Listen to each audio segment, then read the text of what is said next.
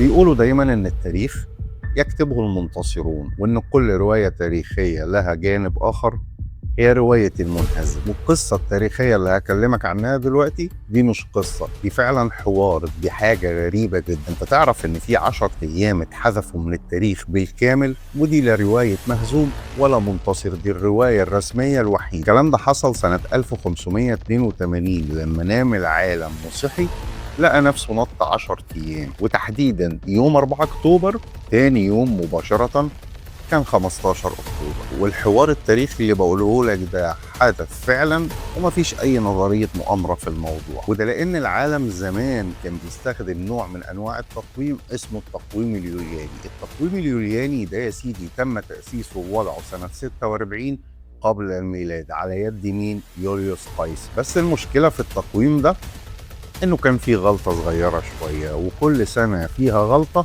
في 11 دقيقة. وال11 دقيقة دول لما نجمعهم من تاريخ تأسيسه 46 قبل الميلاد لسنة 1582 هيجمعوا معانا 10 أيام كاملين. وهنا بقى تظهر شخصية تاريخية مهمة جدا، البابا غريغوريوس الثالث عشر. وده لأنه قرر فعلا إنه يصلح الغلطة دي، لكن بطريقة كانت صادمة شوية. وقرر يا سيدي بمنتهى البساطة انه يحذف ال10 ايام اللي عاملين المشكلة دول. فناموا الناس يوم 5 اكتوبر 1582، صحيوا لقوا نفسهم يوم 14 اكتوبر 1582.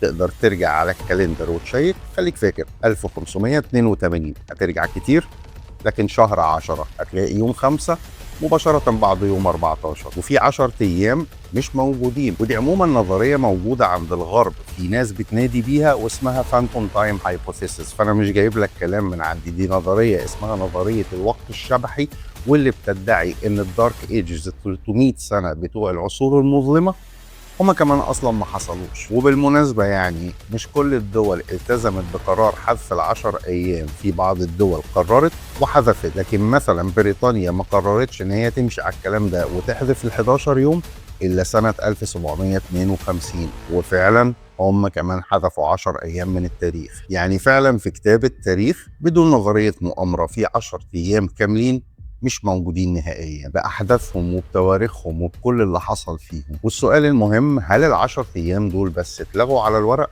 ولا في أحداث مهمة وحصلت في الوقت ده واحنا مش عارفين؟ ولو رجعت حضرتك في تليفونك والكالندر وشفت دلوقتي سنة 1582 ولقيت ان مفيش نظرية مؤامرة، في فعلا 10 ايام من التاريخ ممكن نحذفهم، اكتب لي في التعليقات اي 10 ايام تحب تحذفهم من التاريخ. ونرجع لبداية الفيديو تاني واقول لك ان التاريخ يكتبه المنتصر، لكن في رواية دايما للمنهزم. لو أول مرة تعرف المعلومة دي شرفني بالاشتراك في قناة الخلاصة مع وائل.